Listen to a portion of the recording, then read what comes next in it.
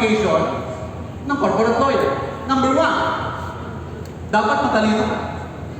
Hindi pwede kumpanya ang nagpapasweldo tapos hindi ka matalino. So alam nyo na. Dapat matalino ka. And number two, dapat guwapo ka. Mahirap na qualifications ang matalino. Pero yung guwapo, inborn. Saan guwapo? Sa personal o sa picture? Picture? Picture?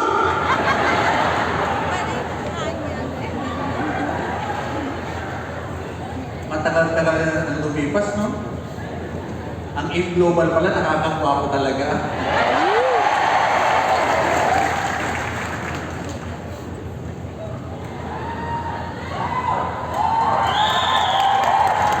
After 3 years na corporate lawyer, 3 years naman nakpo ako sa isang malaking real estate company na pagmamayari ng dating senador. Hindi ko pinagmamalaki, pero hindi ko rin naman ikinakahiya. Same qualifications. Matalino at dapat yung mga, alam mo kailangan sumagot? Kasi po 5 minuto na hindi bumubuka yung bibig, bumabako ko. Sabihin mo sa katabi mo, diba, abot na ba yung amoy na? Sumagot ka! Okay, 9 years sa corporate lawyer, after 3 years plus 9 years, 12 years sa corporate lawyer, nag-retire na po ako. At nagtayo na po ako ng sarili ko loob. Kasi tinanong ko yung sarili ko, ano gusto ko sa buhay? Magmo-moment ka eh. Ano bang gusto ko sa buhay? Ano gusto ko sa buhay? Ay, umaman. Diba? Eh kaya kahit na mataas ang sweldo ko bilang corporate lawyer, hindi naman nakakayaman ang pagiging empleyado.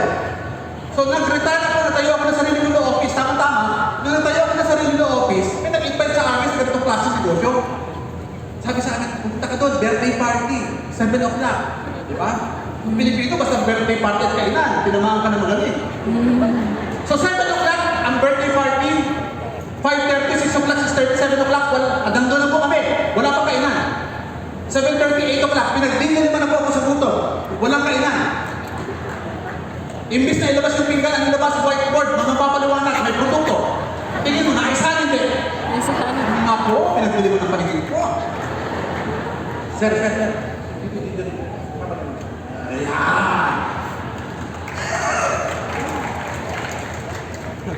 Nung nalaman ko na may presentation, ako ay talagang gusto ko na uwi.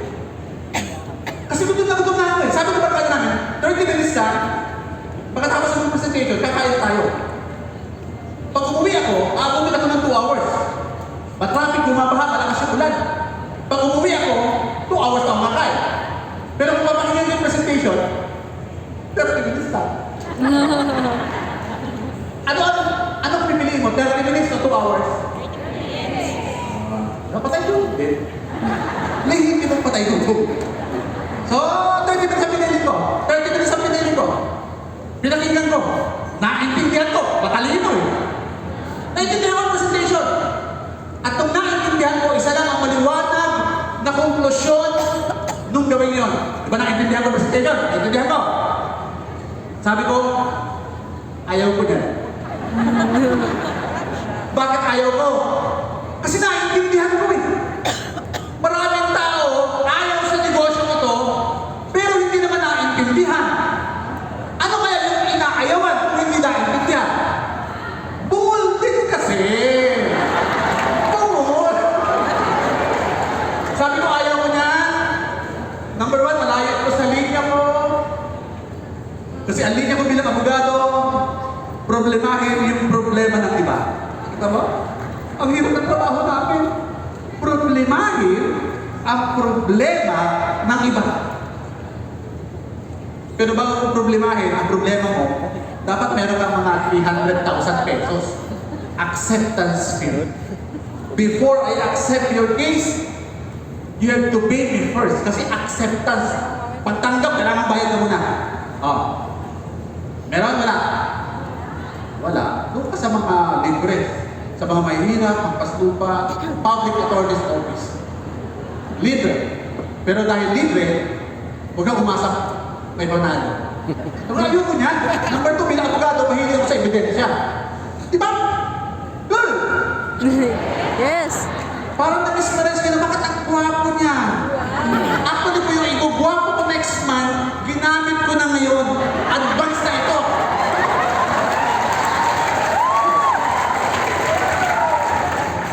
Abogado, mahilig sa ebidensya. In other words, ayaw ko ng negosyo. Kaya na siyempre, ayaw ko ng negosyo.